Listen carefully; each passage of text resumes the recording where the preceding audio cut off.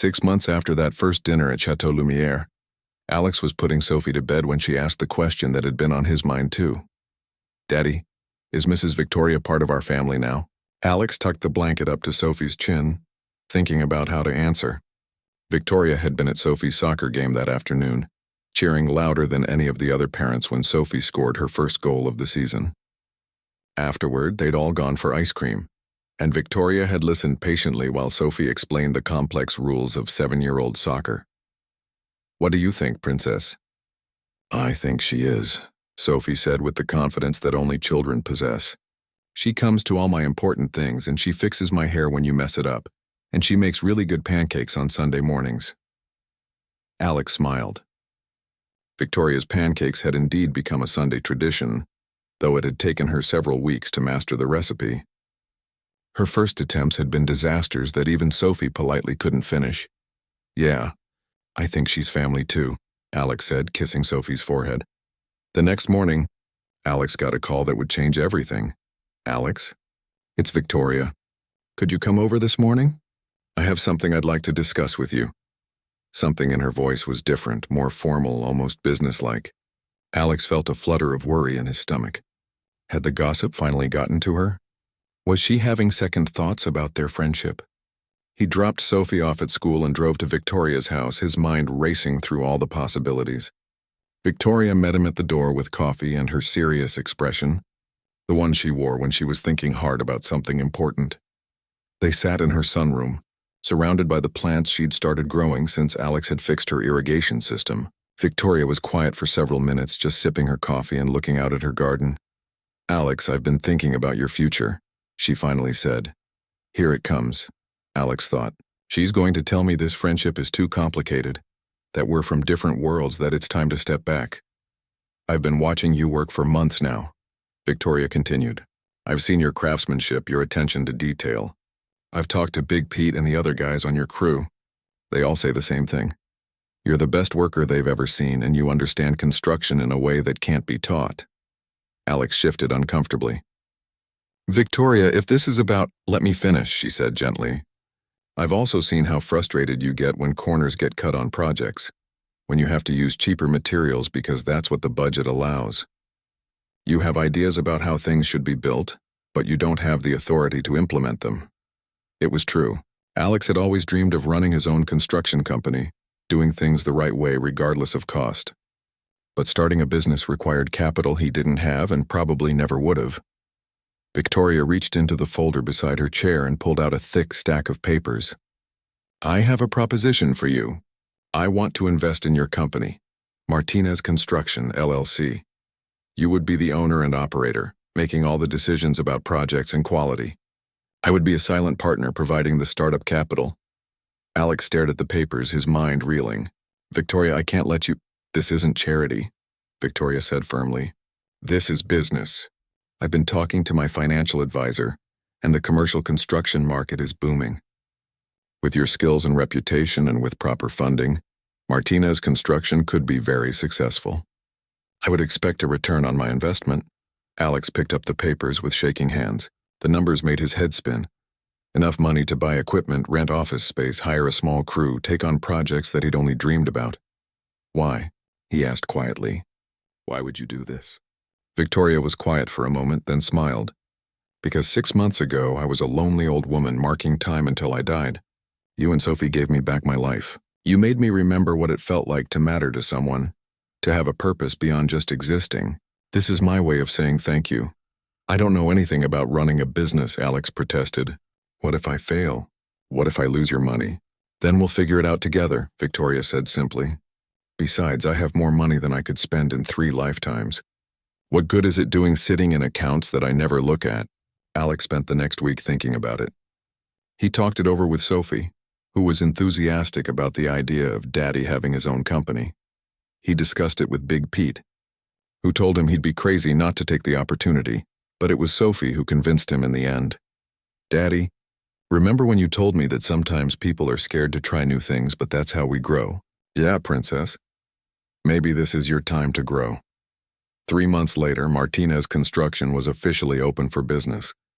Their first job was renovating the community center where Sophie played after school, AI project Alex took for barely above cost because he wanted to give back to the neighborhood that had supported them. Victoria threw herself into the business with unexpected enthusiasm. She learned to read blueprints, visited job sites in sensible shoes and hard hats, and charmed clients at business dinners with her natural elegance and genuine interest in their projects. But the biggest change in Victoria came when Alex finally convinced her to call her daughter in London, Catherine, its mother. Yes, I know it's been months since we talked. No, nothing's wrong. Actually, something's very right. That conversation led to video calls with her grandchildren, whom she barely knew. Within weeks, Catherine was making plans to visit for the first time in 2 years, curious about the construction worker and little girl who had apparently transformed her mother. The grand opening celebration for Martinez Construction was held at the same community center they had renovated. It was nothing like the fancy restaurant where they'd first met. Instead of crystal chandeliers, there were folding tables and string lights.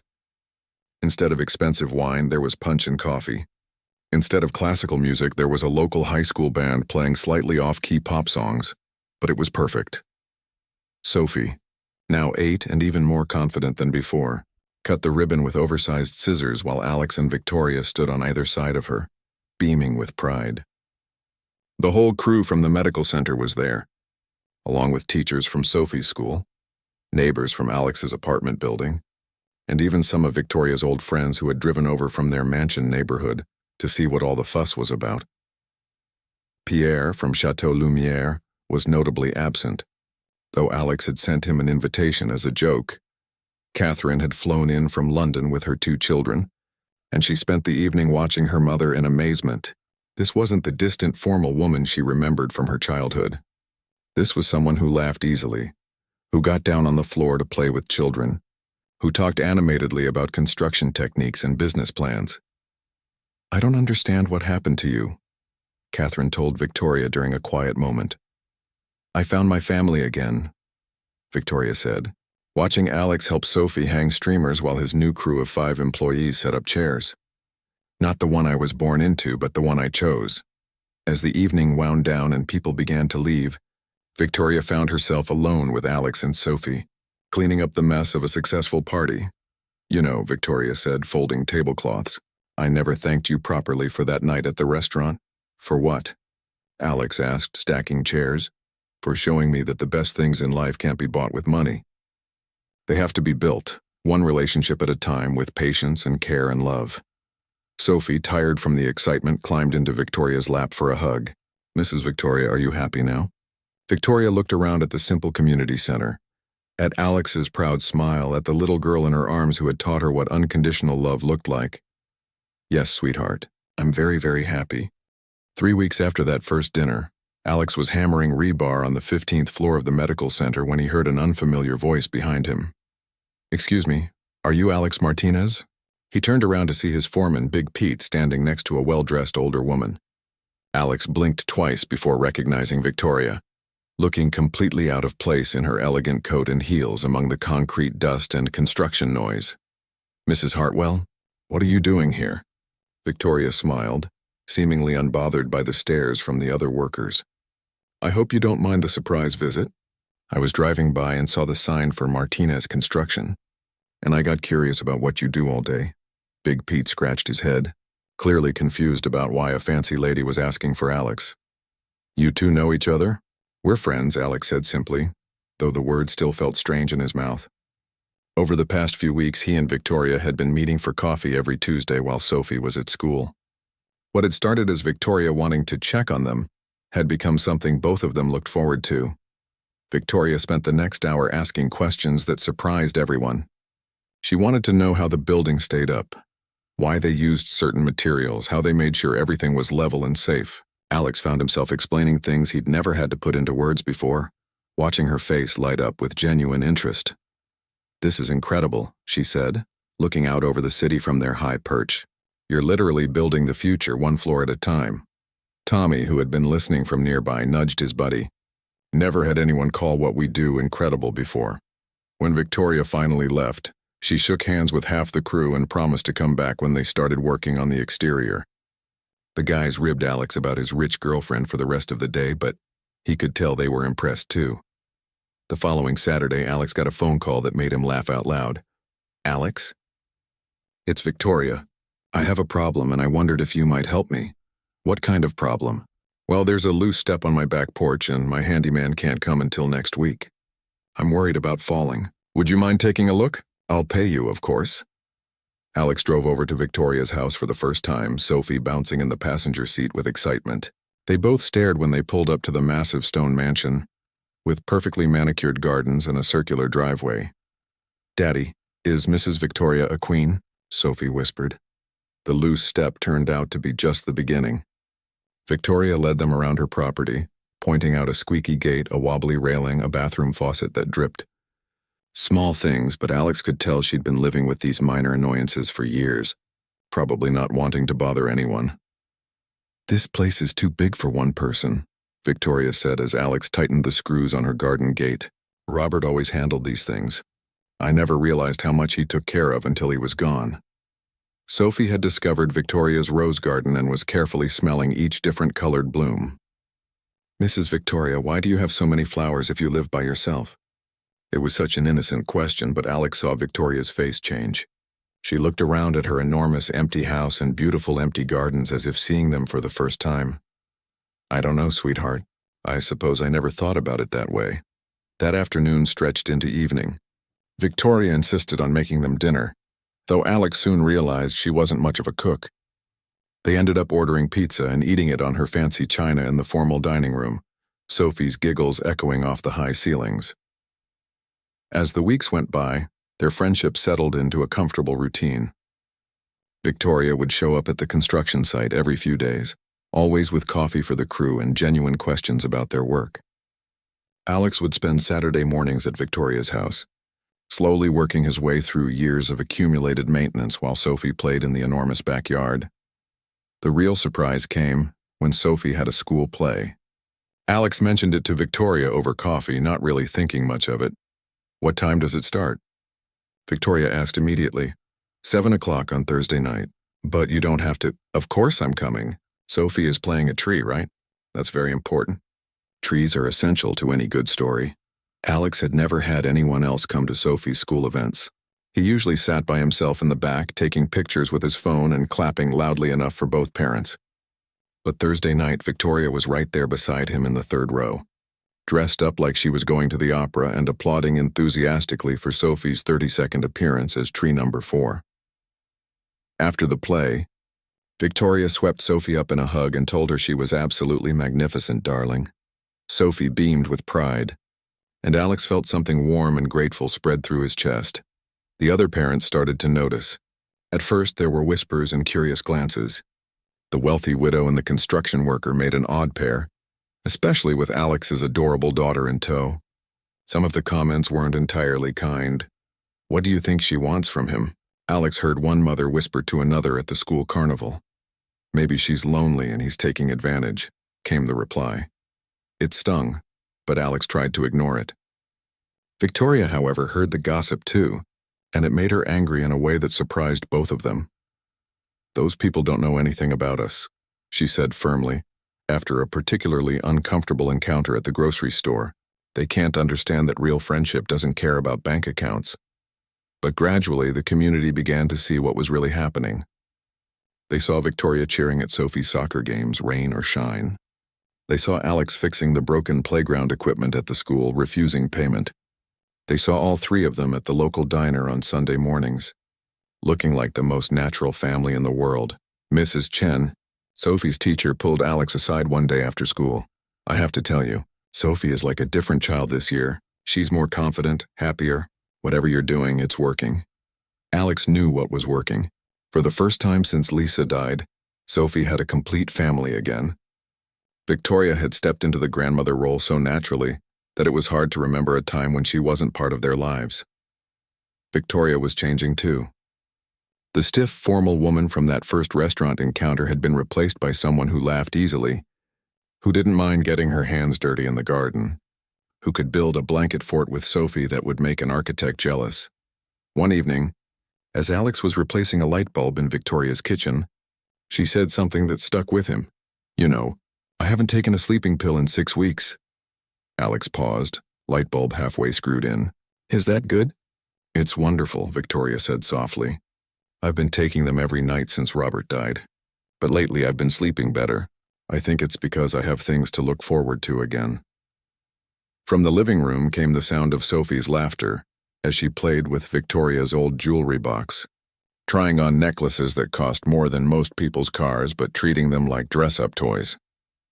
Alex finished with the light bulb and climbed down from the step stool. Victoria, can I ask you something? Of course. Why did you invite us to dinner that night? Really? Victoria was quiet for a long moment. Because I saw something in you two that I had forgotten existed. Hope, I suppose. Joy. The way you looked at Sophie, the way she trusted you completely. I hadn't seen that kind of love in a long time. And I wanted to be near it. She paused, then added quietly, I think you saved me that night, not the other way around. The first few minutes at the table were awkward. Alex sat stiffly in his chair, his hands folded in his lap like he was afraid to touch anything. Victoria could practically feel the tension rolling off him in waves. He kept glancing around the restaurant, probably wondering if people were staring at them. Sophie, on the other hand, was completely fascinated by everything around her. She ran her fingers along the smooth edge of the white tablecloth, picked up the heavy crystal water glass to examine how the light made rainbows through it, and counted the different forks at her place setting. Why are there so many spoons? She whispered to Victoria, loud enough for Alex to hear. Victoria smiled, the first genuine smile she'd had in weeks. Well, different spoons are for different courses. This little one is for soup, this bigger one is for the main dish, and this tiny one here is for dessert. We get dessert too. Sophie's eyes went wide with excitement. Of course we do, Victoria said. What's a proper dinner without dessert? James appeared at their table with menus bound in leather that looked like they belonged in a library. He set one down in front of each adult, then hesitated when he looked at Sophie. Do you have a children's menu? Alex asked quietly. I'm afraid we don't typically, James began. That's perfectly all right, Victoria interrupted smoothly. Sophie can share with me. I never finish everything anyway. She opened her menu and scooted her chair closer to Sophie's. Now let's see what looks good. Alex opened his own menu and immediately felt his stomach drop. Even the appetizers cost more than he usually spent on groceries for a week. His eyes found the prices and he did quick math in his head, wondering if he had enough in his checking account to cover this without his card getting declined. Victoria noticed his expression. She'd seen that look before. The careful calculation, the quiet panic of someone realizing they might be in over their head financially. You know, she said casually, I have a confession to make. I've been coming here alone for 3 years, ordering the same thing every single time. I'm getting terribly bored with my usual choices. Would you mind if I ordered for all of us tonight? I'd love to try some different things, and it would be such a help to have other people's opinions. Alex looked up from his menu, relief and gratitude fighting with his pride. Mrs. Hartwell, you really don't need to. Please, Victoria said, and something in her voice made him stop protesting. Let me do this. It's been a very long time since I've had dinner companions, and I'd forgotten how much more fun it is to share a meal with other people. Sophie was studying the menu with the serious concentration of a scholar. What's this word? She asked, pointing to an item. Bouillabaisse, Victoria pronounced carefully. It's a fancy fish soup from France. Fish soup? Sophie wrinkled her nose. That sounds weird. Victoria laughed, actually laughed, a sound that surprised even her. It does sound weird, doesn't it? I think I'll stick with something more normal, too. When James returned to take their order, Victoria requested the herb-crusted chicken for herself and Alex. Fish and chips for Sophie. From our children's preparation menu, she added smoothly, even though no such thing existed, and appetizers to share. As they waited for their food, Victoria found herself asking Alex about his work. She'd expected awkward small talk, but Alex lit up when he talked about construction. He explained how satisfying it was to build something with his own hands, to see an empty lot turn into someone's home or office. I've been working construction for 12 years, he said, more relaxed now that they were talking about something he knew well. Started right out of high school. My dad thought I was crazy for not going to college, but I love what I do. What kind of projects do you work on? Victoria asked, and she seemed genuinely interested. Right now we're building a new medical center downtown. 20 stories, all glass and steel. It's going to be beautiful when it's finished. Sophie chimed in proudly.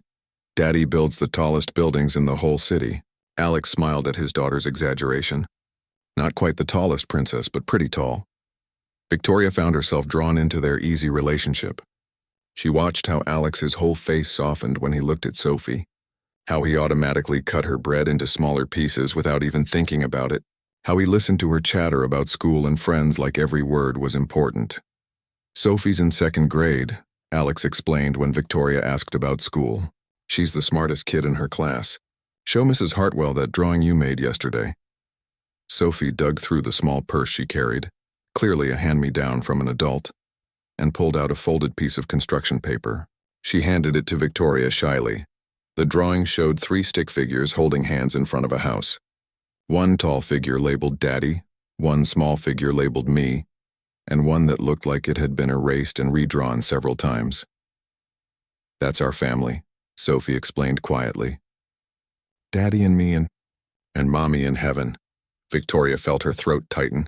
She looked at the careful way Sophie had drawn the 3rd figure. Slightly faded, but still there. Still part of their family. This is beautiful, Sophie. Your mommy looks very pretty. Alex's voice was quiet when he spoke. My wife Lisa died 2 years ago. Car accident on her way home from work. He cleared his throat. It's been just Sophie and me since then. I'm very sorry for your loss, Victoria said, and she meant it. She knew that particular kind of pain.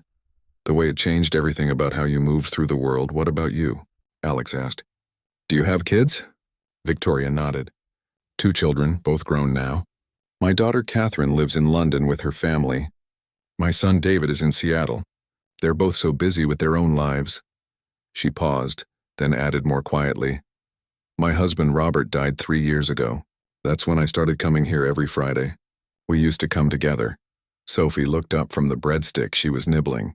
Do you miss him? The question was so direct, so innocent, that Victoria felt tears prick her eyes. Adults always danced around the subject of grief, but children just asked what they wanted to know. Yes, sweetheart. I miss him very much. I miss my mommy too, Sophie said matter-of-factly. But Daddy says she's always watching us from heaven, so she's not really gone. That's a beautiful way to think about it, Victoria said. Their food arrived, and the conversation lightened. Sophie was amazed by everything. The way the chicken was presented with tiny vegetables arranged like flowers, the crispy golden fish and chips that came in a small paper cone, the warm rolls that came with 3 different kinds of butter. Alex relaxed more as the evening went on. He told funny stories about mishaps on construction sites, and Victoria found herself laughing more than she had in months. When Sophie spilled a little sauce on her dress, Victoria just dabbed it with her napkin and said, Don't worry, darling. The best meals are always a little messy. By the time dessert arrived, or a chocolate cake so rich and beautiful it looked like art, all 3 of them were talking and laughing like old friends. Victoria caught herself thinking that this was what she'd been missing all those lonely Friday nights. For the first time in years, she wasn't ready for dinner to end. Inside the restaurant, at a corner table with the best view of the dining room, sat a woman who had watched the entire scene unfold. Victoria Hartwell had been coming to this same table every Friday evening for the past 3 years, ever since her husband Robert had passed away from cancer. At 62, Victoria was still elegant in the way that only comes from a lifetime of wealth and careful grooming. Her silver hair was always perfectly styled.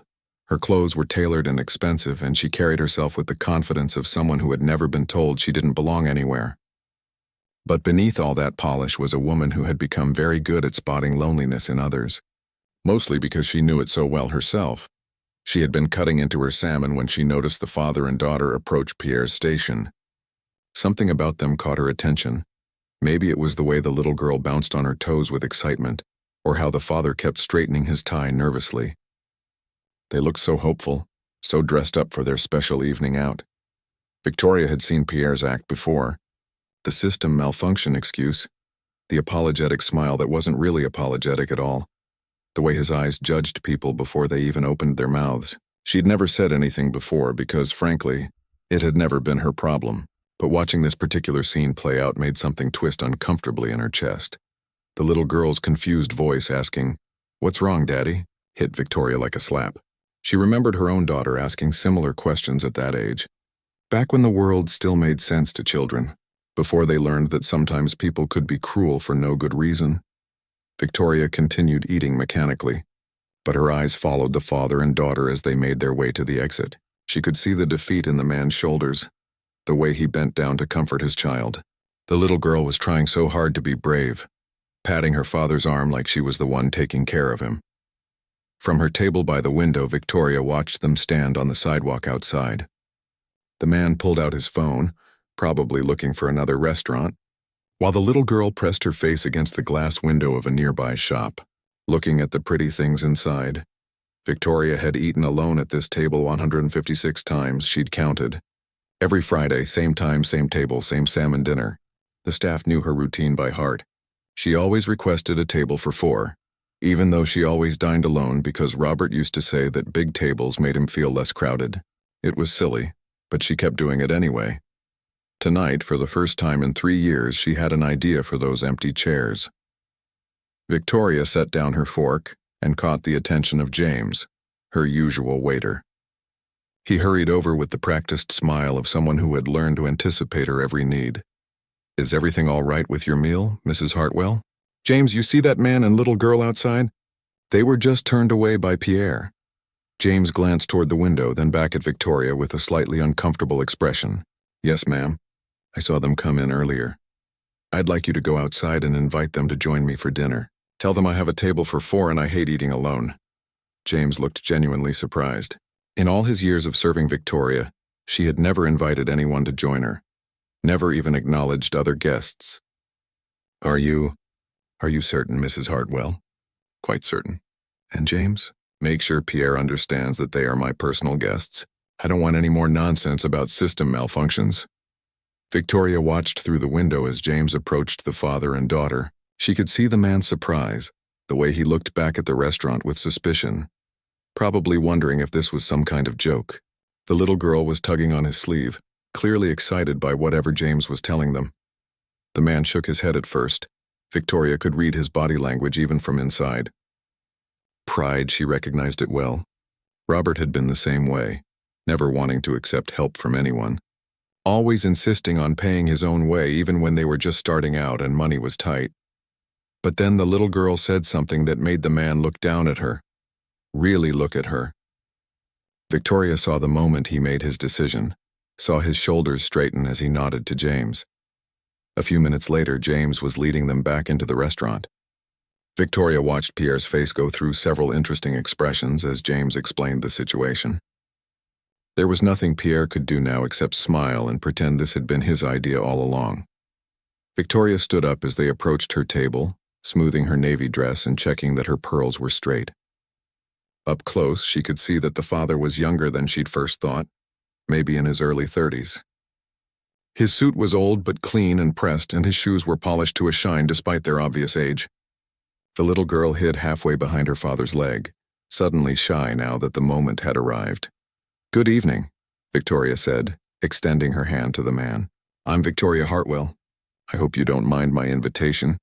But I saw what happened with Pierre and I thought perhaps we could help each other out. You see, I always request a table for 4, but I always eat alone. It seems rather wasteful, don't you think?" The man took her hand and she could feel the calluses and rough spots that came from years of physical work. "I'm Alex Martinez," he said, and his voice was deeper than she'd expected, with just a hint of nervousness. "This is my daughter, Sophie.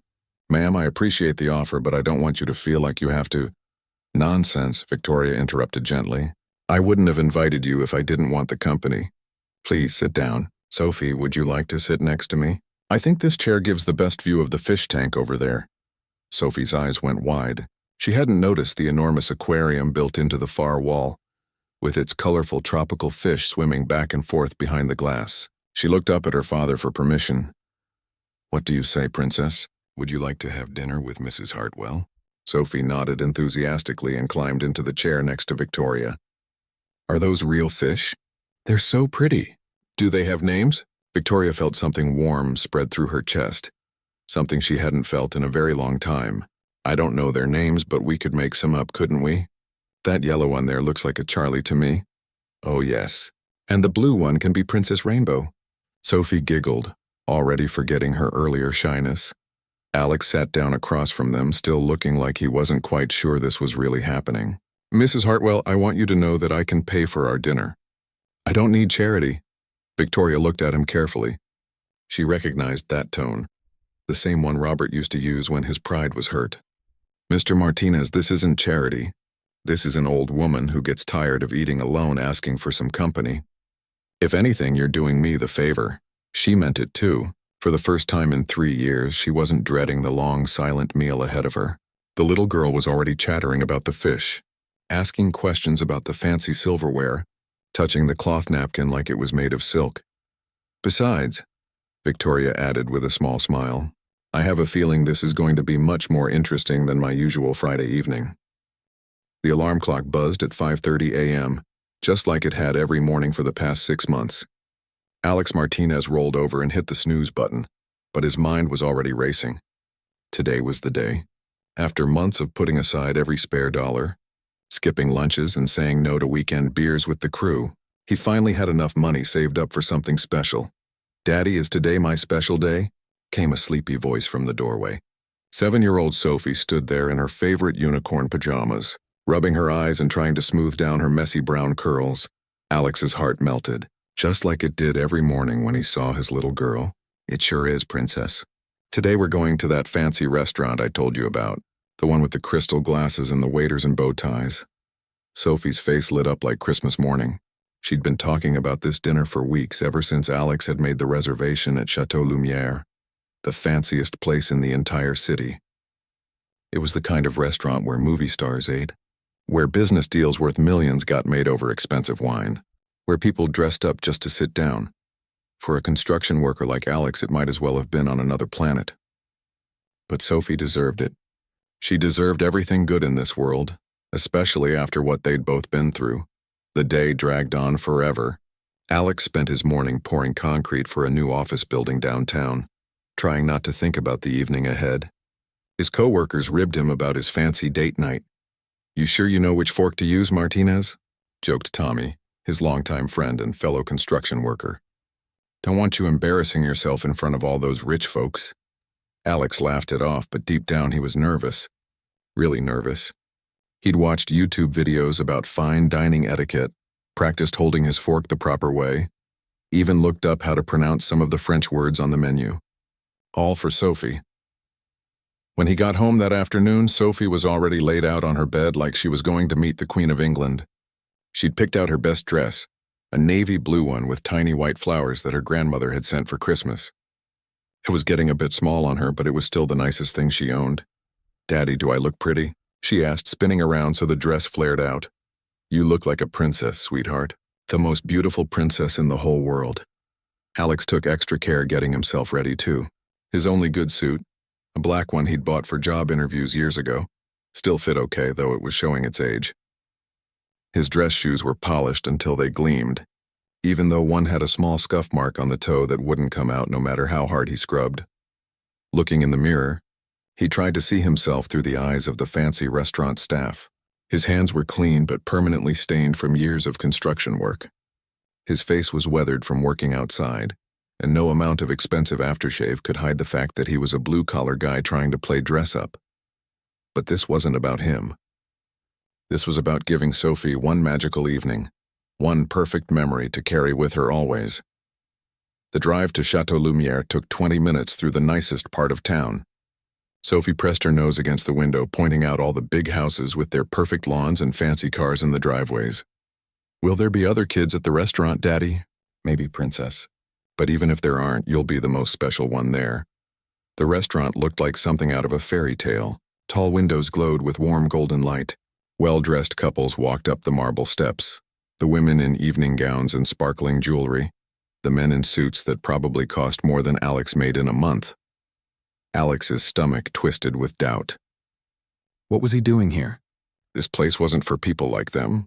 But then he looked at Sophie's amazed face, saw how her eyes went wide at the sight of the elegant building, and he pushed his doubts away.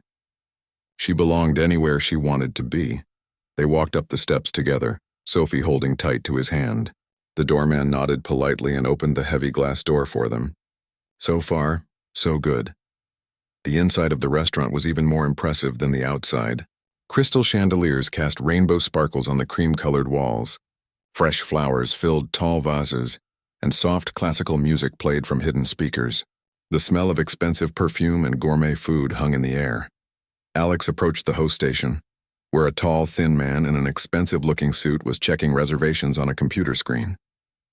The man looked up, and Alex saw his eyes quickly scan from Alex's face, down to his shoes and back up again. Something shifted in the man's expression, just slightly, but Alex caught it. "Good evening," Alex said, trying to keep his voice steady. "I have a reservation for 2 under Martinez. 7 o'clock. The host, his name tag said Pierre, looked down at his computer screen and frowned. He clicked a few keys, frowned some more, then looked up with an expression that wasn't quite apologetic. "I'm very sorry, sir, but it appears our computer system is experiencing some difficulties this evening. We're completely booked up, I'm afraid." Alex felt his face get hot. "But I made this reservation 6 weeks ago. I called to confirm it yesterday." Pierre's smile was as fake as a $3 bill.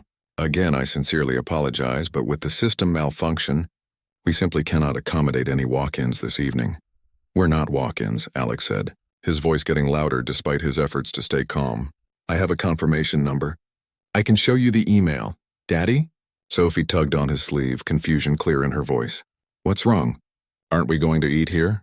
The sound of his daughter's voice hit Alex like a punch to the gut.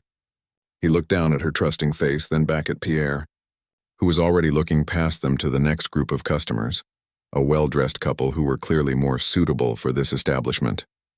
"Perhaps," Pierre said in a tone that suggested the conversation was over, "you might try Romano's down the street. It's much more family-friendly." The dismissal was clear.